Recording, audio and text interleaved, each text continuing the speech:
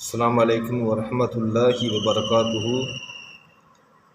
الحمد لله رب العالمين والصلاة والسلام على رسول الله سيدنا محمد وعلى آله وأصحابه أجمعين. أما بعد، فقد قال الله تعالى في كلامه العظيم والفرقان المجيد: فأعوذ بالله من الشيطان الرجيم.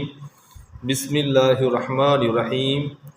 قل لا يستوي الخبيث والطيب ولو أعجبك كثرة الخبيث فاتقوا الله يا أولي الألباب لعلكم تفلحون. صدق الله العلي العظيم.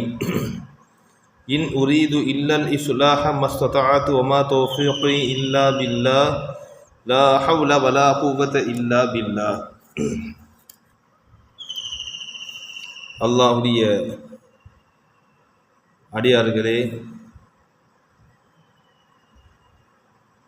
சகோதர சகோதரிகளே, இஸ்லாமிய சொந்தங்களே, அல்லாஹ் சுப்ஹானஹு வ தஆலா தன்னுடைய வேதத்தில் இப்பொழுது நான் மேலில் ஓதி காண்பித்த இந்த ஆயத்தில் அல்லாஹ் தஆலா சொல்லி காட்டுகின்றான்: நபியே, நீங்கள் சொல்லுங்கள், லா யஸ்தவில் ஹபீஸு வ தய்யிபு, நல்லதும் கெட்டதும் சமமாகாது. வலவ் ஆஜபக கஸ்ரத்துல் ஹபீஸ், கெட்டது அதிகரிப்பது உங்களை ஆச்சரியப்படுத்தினாலும் சரி. ஃபத்தகுல்லாஹ யா உலில் அல்பாப், அறிவாளிகளே, நீங்கள் அல்லாஹ்வை அஞ்சிக் கொள்ளுங்கள். லஅல்லக்கும் துஃப்லிஹூன், நீங்கள் வெற்றி பெறலாம் என்பதாக அல்லாஹு தஆலா தன்னுடைய வேதத்தில் சொல்லி காட்டுகின்றார். இந்த ஆயத்தினுடைய விளக்கம் என்னவென்றால், பொதுவாகவே உலகத்தில் நன்மைகள் என்பது மக்கள் மத்தியில் மந்தமாக தான் இருக்கும். அதனுடைய ஈர்ப்பு என்பது குறைவாக தான் இருக்கும். அதே நேரத்தில் தீய விஷயங்கள், கெட்ட விஷயங்கள் அது மனித சமுதாயத்தில் அதிகமாகவும் அதே போல கால நேரத்தில் கவர்ந்து இழுக்கக்கூடிய அளவுக்கு மிகவும் வேகமாகவும் இருக்கும். அது கெட்டது அதிகமாக இருப்பதனால் அது உயர்ந்தது, நல்லது என்று அர்த்தம் கிடையாது.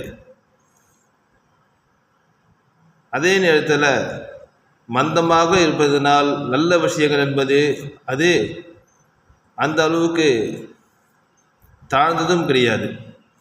இப்போ அல்லாஹ் தஆலா சொல்ல விஷயம் என்னவென்றால், ஒரு மனிதன் தனக்கு எது நல்லதோ, தன்னுடைய மார்க்கத்துக்கு, தன்னுடைய வீட்டிற்கு, தன்னுடைய குடும்பத்திற்கு அல்லாஹ்வுடைய பொருத்தத்தை பெறக்கூடிய விஷயமாக எது நல்லதோ அதை நாம் என்ன செய்யணும், அதை நாம் பின்பற்ற வேண்டும்.